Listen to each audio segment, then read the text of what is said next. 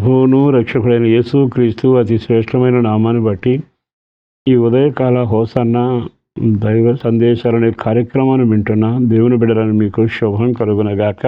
అందరికీ వందనాలు. మీరంతా బాగున్నారా? ఈ శుభవేళ మీకు విషయాన్ని జ్ఞాపకం చేస్తాం. కుటుంబాలు ఎక్కువగా చూసేది ఏమిటంటే విసుగుదల, విసిగించడం. కొన్నిసార్లు పిల్లలు బహుగా విసిగిస్తారు.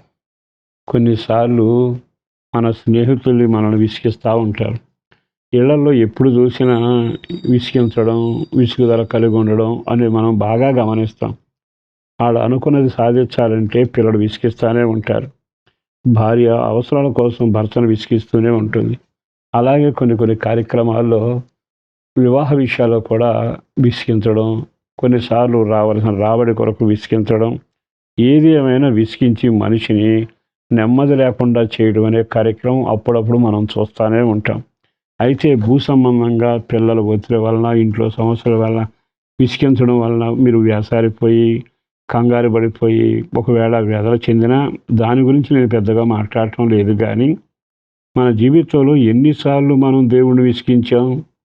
దేవుడేమో న్యాయాధిపతి, ఆయనేమో సమర్థుడు, ఆయనేమో కృపానిధి, గుప్పిలు విప్పి కార్యాలు చేసేవాడు. ఏదడిగినా ఎప్పుడు అడిగినా కాదనకుండా ఇస్తానే ఉంటాడు. కానీ మన అవసరాలు మనం దేవుని విసిగిస్తూ ఉంటాయి.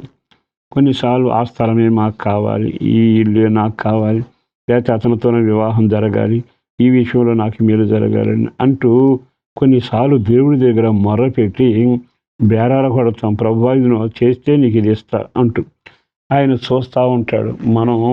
మన మాటల చేత, మన పాపాల చేత, మన యొక్క ఆలోచనల చేత కూడా ప్రభువుని విసిగిస్తూనే ఉంటాం. కానీ గమనించాల్సింది ఏమిటంటే విసుగుదల చెందిన వాడు ఏ రోజు నిన్ను వదిలేసినా మర్చిపోయినా నీ పరిస్థితి దారుణంగా ఉండేది. కానీ ఆయన ఎవరో తెలుసా?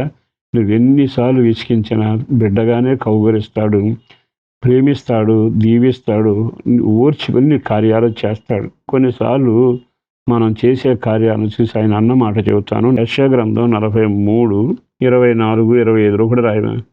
నీ పాపముల చేత నీవు నన్ను విసిగించితివి, నీ దోషముల చేత నన్ను ఆయాస పెట్టితివి. ఎంత చక్కగా ఉన్నాయండి. మనుషులు వస్తువుల కొరకు, ధనం కొరకు, వెండి కొరకు, బంగారం కొరకు, పదవి కొరకు విసిగిస్తారు. కానీ జనులు అట్లా దేవుని విసిగించడం మొదలుపెట్టారట. ఎలా విసిగిస్తున్నారయ్యా అంటే వారి పాపముల చేత నన్ను విసిగిస్తున్నారు. పాపం చేస్తారు, నేను తప్పు చేశాను వస్తే క్షమించి సరి చేస్తున్నాను. అది ఎన్నిసార్లు చేసినా తిరిగి మరలా తప్పు చేసి మరలా ఆయన దోష శిక్షకు గురైపోయి మరలా ఆయన దగ్గర నిలబడటం. ఎన్నిసార్లు ఆయన గాయాలు రేపు ఉంటాం, ఎన్నిసార్లు ఆయన గురించి ఆయాసంగా మాట్లాడుంటాం, ఎన్నిసార్లు విరోధంగా చేసి ఉంటాం. నా మటుకు నేనైనా, మీ మటుకు మీరైనా ఎవరికి వాళ్ళు ఆలోచిస్తే దేవుణ్ణి విసిగించడంలో దిట్ట. మనకు ఆ ఉద్యోగం రాలేదని, కొన్నిసార్లు మన ఇంట్లో కార్యం చేయలేదని, వాళ్ళకి అలా జరిగాయి, మాకు ఇలా జరిగాయి అంటూ విసిగించడానికి అలవాటుపడిన ఇశ్రాయేలు మన జీవితంలో కనబడతాయి. ఇప్పుడేమో నీళ్లు లేవని విసిగించారు. కొంత దూరం వెళ్ళాక ఆహారం లేదంటూ విసిగించారు. ఇంకా కొంత దూరం వెళ్ళాక ఎక్కడ మాంసం కానరావట్లా, అన్నీ కూరగాయలే అంటూ విసిగిస్తూ వచ్చారు. కొన్నిసార్లు వాడు విసిగించే విధానం ఏమిటంటే మరలా మేము అందరిలాగా ఐగుప్తుకి వెళ్ళిపోతాం అంటూ మేలుడు పొందుతూనే ఉన్నారు, విసిగిస్తూనే ఉన్నారు. కానీ ఆయన అట్లా కానీ విసుగుదల చెంది చేయి విడిస్తే ఒక్కడు కూడా పాలు తేనెలు ప్రవేశించే దేశంలోకి వచ్చేవాడు కాదు.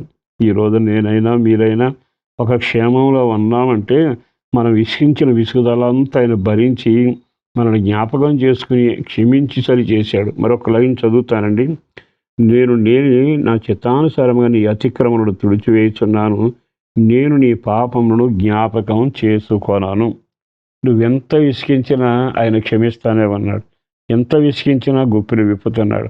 ఎంత విసిగించినా అద్భుతం చేస్తానే ఉన్నాడు. ఎంత విసిగినా నీ కార్యాలు చేస్తానే ఉన్నాడు. మరి నీవు నిండు మనసుతో కృతజ్ఞత చెప్పకుండా ఎన్నిసార్లు ఆయన విసిగిస్తూ నీ జీవిత యాత్రలో సాగి వెడతావు. ఇప్పుడైనా ఆయన వైపు తిరిగి తప్పిదారు ఒప్పుకొని విసిగించడం ఆపి సహాయం కోరుకుంటూ కృతజ్ఞతతో నిలబడి ఉండు. నీ పాపాలు కూడా క్షమించి నేను మోక్ష ప్రవేశం చేయగలిగిన వాడు ఆయన చేతుల ద్వారా నీవు దీవించబడదువుగాక. పరిశుద్ధులను ప్రేమబడిన ప్రభు వందనాలయ, అపారమైన నీ ప్రేమను బట్టి ధన్యవాదాలు. కృప కలుగునగాక. పేరు పేరున బిడ్డలను దీవించండి. వాళ్ళ కుటుంబాల క్షేమం విసికించి నీ కోపం తెచ్చుకోకుండా కుటుంబాలను కాపాడండి. రెక్కల నీడలో భద్రపరచండి. పిల్లల మీద, పెద్దల మీద, వివాహానికి ఎదిగిన పిల్లల మీద, సంతానం లేని వారి మీద కనికరం చూపండి. వృద్ధులకు ఆరోగ్యం, పసిబిడ్డల క్షేమం కొరకు, అందరి రక్షణ కొరకు, కష్టార్జితం దీవెనకరంగా, జీవనోపాధి ఆశీర్వాదకరంగా ప్రార్థనలో స్థిరపరిచి నీ రాకడకు ఆయత్తపరిచి మేలు చేయమని యేసు పరిశుద్ధ నామాన ప్రార్థించి వేడుచున్నాం తండ్రి. ఆమేన్.